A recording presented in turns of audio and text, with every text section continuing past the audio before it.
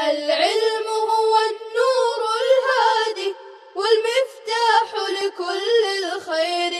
من يريد الله به خيرا. بسم الله الرحمن الرحيم. الحمد لله رب العالمين. الحمد لله حمدا كثيرا طيبا مباركا فيه. يا رب لك الحمد كما ينبغي لجلال وجهك ولعظيم سلطانك. وصلى الله وسلم على نبينا محمد وعلى آله وأصحابه وبارك وسلم تسليما كثيرا كثيرا. بسم الله الرحمن الرحيم. ولا يجوز بما غلب عليه غيره فأخرجه عن طبع الماء كالأشربة والخل وماء الورد وماء الباقلة والمرق وماء الزردج، لأنه لم يسمى ماء مطلقا، والمراد بماء الباقلة ما تغير بالطبخ، فإن تغير بدون الطبخ يجوز التوضي به. اور اس پانی سے وضو جائز نہیں ہے جس پر پانی کے علاوہ دوسری چیز غالب آ گئی ہو اور پانی کو اس کی طبیعت سے نکال دیا ہو، جیسے شربت، سرکہ، گلاب کا پانی، لوبیے کا پانی، شوربہ اور زردک کا پانی، اس لیے کہ ان میں سے کسی کو بھی مائع مطلق نہیں کہا جاتا ہے، اور لوبیے کے پانی سے وہ پانی مراد ہے جو پکانے سے متغیر ہوا ہو، لیکن اگر بغیر پکائے ہی متغیر ہو جائے تو اس سے وضو کرنا جائز ہے۔ خلن معنی سرکہ، وردن گلاب کا پھول، باقلہ لوبیا۔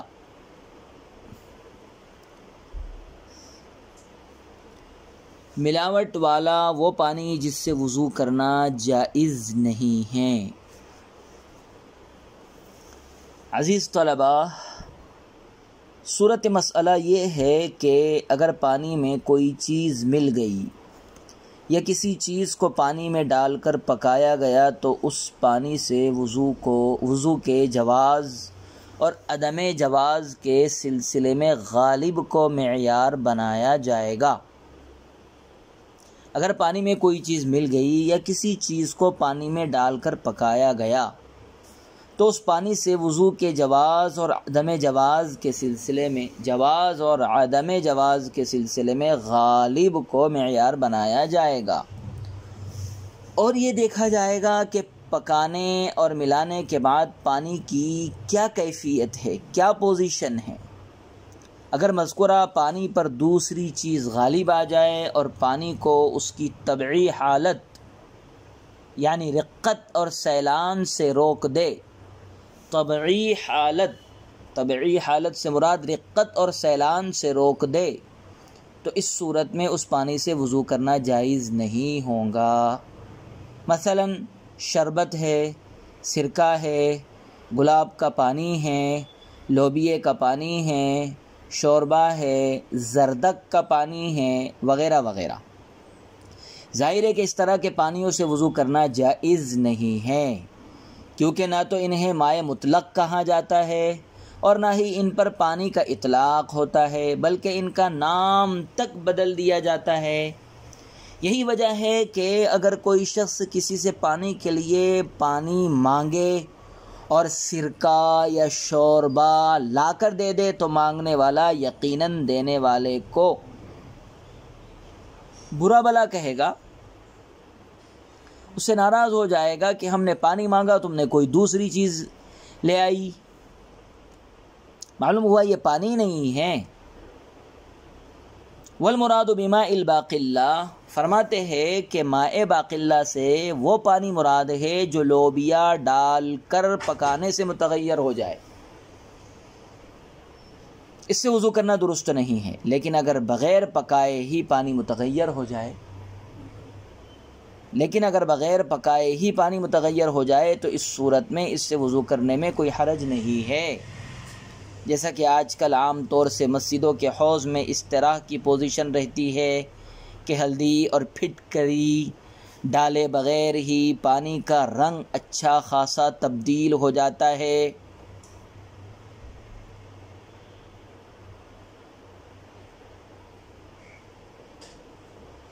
وَيَجُوزُ الطَّهَارَةُ بِمَاءٍ خَالَطَهُ شَيْءٌ طَاهِرٌ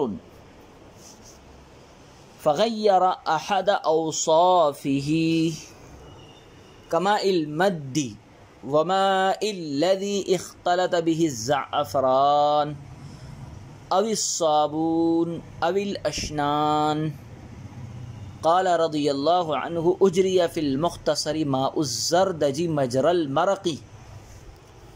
والمروی عن ابی یوسف رحمہ اللہ تعالی انہ بمنزلة ماء الزعفران هو الصحیح كذا اختارہ الناطفی والامام السرخسی رحمہم اللہ تعالی۔ وقال الشافعی رحمہ اللہ تعالی لا يجوز التوضی بماء الزعفران واشباهه مما ليس من جنس الارض لأنه ماء مقيد، ألا ترى أنه يقال ماء الزعفران بخلاف أجزاء الأرض لأن الماء لا يخلو عنها عادة، ولنا أن اسم الماء باق على الإطلاق، ألا ترى أنه لم يتجدد له اسم على حدة، وإضافته إلى الزعفران كإضافته إلى البير والعين، ولأن الخلط القليل لا يعتبر به لعدم إمكان الاحتراز عنه كما في أجزاء الأرض، فيعتبر الغالب والغلبة بالأجزاء لا بتغير اللون هو الصحيح۔ اور اس پانی سے وضو کرنا جائز ہے جس میں کوئی پاک چیز مل گئی ہو اور پانی کے کسی وصف کو تبدیل کر دیا ہو، جیسے سیلاب کا پانی، اور وہ پانی جس میں زعفران یا صابون یا اشنان مل گئی ہو، خوشبودار گھاس مل گئی ہو۔ صاحب ہدایہ فرماتے ہیں کہ امام قدوری رحمہ اللہ تعالیٰ نے مختصر القدوری میں زردک کے پانی کو شوربے کے مانند قرار دیا ہے،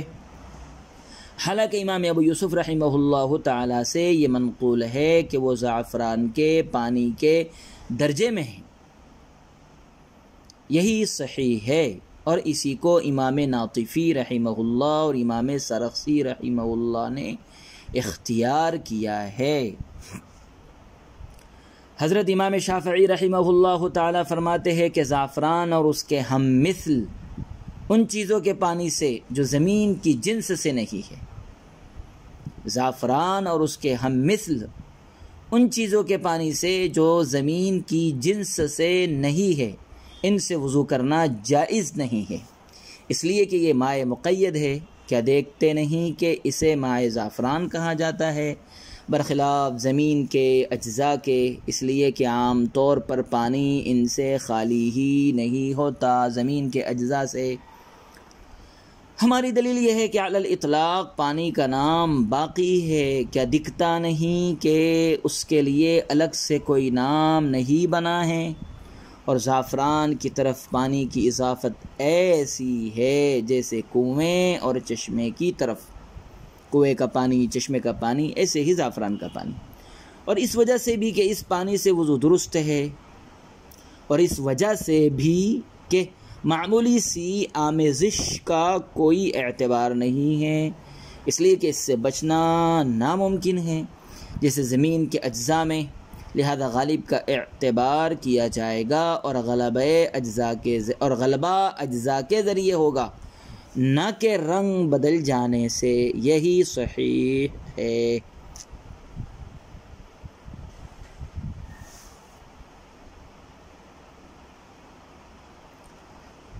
عزیز طلبہ کرام، ایسا ملاوٹ شدہ پانی جس سے وضو کرنا جائز ہے، اس مسئلے کی تفصیل بیان فرما رہے ہیں۔ عبارت کا حاصل یہ ہے کہ اگر پانی میں کوئی پاک چیز مل جائے، پانی میں کوئی پاک چیز مل جائے اور وہ پانی کے تینوں اوصاف یعنی رنگ، بو، مزہ میں سے کسی ایک وصف کو بدل دے، پانی میں کوئی پاک چیز مل جائے اور پانی کے تینوں اوصاف یعنی رنگ، بو، مزہ میں سے کسی ایک وصف کو بدل دے تو اس پانی سے ہمارے یہاں وضو کرنا درست اور جائز ہے، جیسے سیلاب کا پانی یا زعفران، صابن، اشنان وغیرہ ملا ہوا پانی۔ امام قدوری رحمہ اللہ تعالی کی اس عبارت میں دو باتیں قابل غور ہیں۔ نمبر 1، یہاں جو اختلاط کا مسئلہ ہے وہ پاک چیز کے اختلاط کا ہے۔ پانی میں کسی چیز کا مل جانا، تو یہاں کسی چیز کے ملنے سے مراد پاک چیز کا ملنا ہے۔ اس سے پہلے جو مسئلہ بیان کیا گیا ہے وہ ناپاک چیز کے اختلاط کا تھا، کیونکہ حدیث الماء طہور لا ينجسہ شیء میں شیء سے شیء نجس مراد ہے، اور یہ بات طے شدہ ہے کہ شیء نجس کے اختلاط کی صورت میں مائع قلیل تو فوراً ہی ناپاک ہو جائے گا، اور مائع کثیر سے ملنے کی صورت میں ایک ہی وصف کے بدلنے سے وہ بھی اپنی طہارت کھو بیٹھے گا۔ دوسری بات جو قابل توجہ ہے یہ ہے کہ صاحب قدوری نے احد اوصافہ کہہ کر ایک وصف کے بدلنے کی صورت میں جواز وضو کا حکم لگایا ہے۔ 3 اوصاف میں سے اگر ایک وصف بدلتا ہے تو جواز وضو کا حکم لگایا ہے۔ اس سے یہ معلوم ہو رہا ہے کہ اگر ایک کے بجائے 2 وصف بدل جائے تو اس پانی سے بھی وضو کرنا جائز نہیں ہوگا۔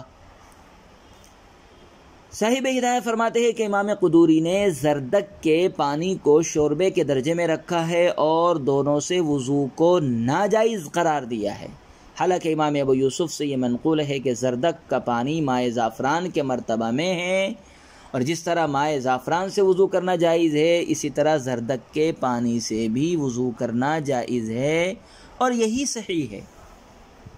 اور اسی کو امام سرخسی، امام ناطفی جیسے بڑے فقہا نے پسند کیا ہے کہ مائع زردک سے بھی وضو کرنا جائز ہے جس طرح مائع زعفران سے وضو کرنا جائز ہے۔ بہرحال یہ بات ثابت ہو گئی کہ ہمارے یہاں زعفران اور اشنان وغیرہ ملے ہوئے پانی سے وضو کرنا جائز ہے، بشرطے کہ 2 وصف میں تبدیلی نہ ہوئی ہو، ایک میں ہو تو کوئی حرج نہیں ہے، 2 میں 2 وصف نہ بدلے ہوئے ہو۔ اس کے برخلاف حضرت امام شافعی کا مسلک یہ ہے کہ زعفران اور اس جیسی وہ تمام چیزیں جو زمین کی جنس سے نہیں ہیں، زعفران اور اس جیسی وہ تمام چیزیں جو اجزائے ارض سے نہیں ہے، زمین کی جنس سے نہیں ہے، جیسے صابن وغیرہ، ان کے ملے ہوئے پانی سے وضو کرنا جائز نہیں ہے، کیونکہ جواز وضو کے لیے پانی کا مطلق ہونا ضروری ہے۔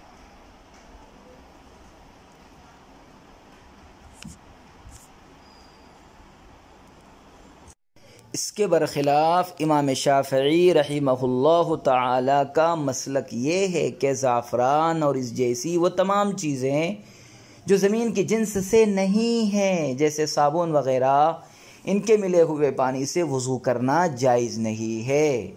کیونکہ جواز وضو کے لیے پانی کا مطلق ہونا ضروری ہے، اور مذکورہ چیزوں سے ملا ہوا پانی مطلق نہیں بلکہ مقید ہے۔ اسی وجہ سے تو مائع زعفران، مائع صابون وغیرہ کہا جاتا ہے، اور آپ بھی اس بات کے قائل ہے کہ مائع مقید سے وضو کرنا درست نہیں ہے، لہذا امام شافعی مائع زعفران، مائع اشنان، مائع صابون، ان پانیوں سے ان کے مقید ہونے کی وجہ سے عدم جواز وضو کے قائل ہے، یعنی وضو کرنا جائز نہیں ہے۔ بخلاف اجزاء الارض، اس کا حاصل یہ ہے کہ امام شافعی نے مما لیس من جنس الارض جو کہا ہے یہاں سے اسی کی وضاحت ہے کہ زعفران وغیرہ کے ملے ہوئے پانی سے وضو کرنا تو ان کے یہاں درست نہیں ہے، لیکن اگر پانی میں زمین کے اجزاء مثلا مٹی وغیرہ مل جائے اور یہ ملاوٹ اوصاف ماء کو بالکلیہ خارج نہ کرے تو اس صورت میں اس پانی سے وضو کرنا درست ہے، اجزائے ارض کے پانی میں ملنے سے اوصاف کو، اوصاف ماء کو بالکلیہ خارج نہ کرے، نہ بدلے، تو اس صورت میں اس پانی سے وضو کرنا درست ہے، کیونکہ اگرچہ اس پانی میں ملاوٹ ہے، مٹی کے اجزاء مل گئے، مگر یہ ملاوٹ ایسی ہے جو عام طور پر پانی میں لگ ہی جاتی ہے اور اس سے بچنا ناممکن بھی ہے، لہذا مقید باجزاء الارض کے باوجود عدم امکان احتراز کی وجہ سے، بچنا ناممکن ہونے کی وجہ سے اسے مائع مطلق ہی کے درجے میں رکھا گیا۔ زمین کے اجزاء مل گئے تو زمین کے اجزاء ملنے کے بعد میں وہ پانی بھی مقید ہو گیا، لیکن احتراز ناممکن ہے اجزاء ارض سے، اس لیے اسے مقید ہونے کے باوجود مائع مطلق ہی کے درجے میں رکھا گیا ہے اور مائع مطلق سے وضو کرنا درست ہے، لہذا اجزاء ارض کے پانی میں مل جانے سے بھی وضو کرنا درست ہوگا۔ ہماری دلیل یہ ہے کہ زعفران اور اشنان ملے ہوئے پانی کو ان چیزوں کی آمیزش کے بعد بھی پانی ہی سے تعبیر کیا جاتا ہے اور اس کے لیے کوئی علیحدہ نام نہیں تجویز کیا جاتا ہے، اور جس طرح ماء البیر اور ماء العین میں کنویں اور چشمے کی طرف اضافت کے باوجود ان کے پانیوں سے دھڑلے کے ساتھ وضو کرنا جائز ہے، اسی طرح ماء زعفران وغیرہ سے بھی وضو کرنا جائز ہوگا، اور اس اضافت سے نہ تو پانی کی صحت پر کوئی اثر ہوگا اور نہ ہی وضو کے جواز پر کوئی فرق پڑے گا۔ وَلِأَنَّ الْخَلْطَ، یہاں سے ماء زعفران کے قابل للوضو ہونے کی دوسری علت بیان کی گئی ہے کہ ماء زعفران سے وضو کرنا جائز ہے۔ اس کی دوسری علت یہ ہے جس کا حاصل یہ ہے کہ اصل مسئلہ ملنے کا ہے، اختلاط کا ہے، اور اختلاط کے سلسلے میں ضابطہ یہ ہے کہ ملنے والی چیز غالب ہے یا مغلوب ہے۔ اگر ملنے والی چیز مغلوب ہے تب تو اس سے کوئی فرق نہیں ہوتا، اس لیے کہ اس سے بچنا آسان نہیں ہوتا، اور اگر پانی وغیرہ میں ملنے والی چیز غالب آ جائے تو وہ پانی کو وضو کے قابل نہیں رہنے دیں گی، اور کسی بھی چیز کا غلبہ جو ہوتا ہے وہ اجزاء کے اعتبار سے ہوتا ہے، نہ کہ رنگ وغیرہ کے بدلنے سے۔ خلاصہ کلام یہ ہے کہ یہ مسئلہ پاک چیز کے اختلاط کا ہے، اور پاک چیز کے اختلاط کی صورت میں غلبے کا اعتبار ہوگا۔ ہاں اگر ناپاک چیز پانی میں مل جائے تو اس صورت میں غلبے کا اعتبار نہیں ہوگا، بلکہ اوصاف ثلاثہ میں سے کسی ایک ہی وصف کے بدلنے سے پانی ناپاک ہو جائے گا۔ اشنان ایک قسم کی گھاس ہوتی ہے جو صابن ہی کی طرح کپڑے وغیرہ کو صاف کر دیتی ہے، لغت میں اشنان بھی لکھا ہے، اشنان بھی کہا گیا ہے۔ وصلی اللہ وسلم علی نبینا محمد وعلی آلہ واصحابہ وبارک وسلم تسلیما کثیرا کثیرا۔ السلام عليكم، لا تنسوا الاعجاب بالفيديو والاشتراك في القناة تشجيعا لنا لنستمر بنشر المزيد إن شاء الله.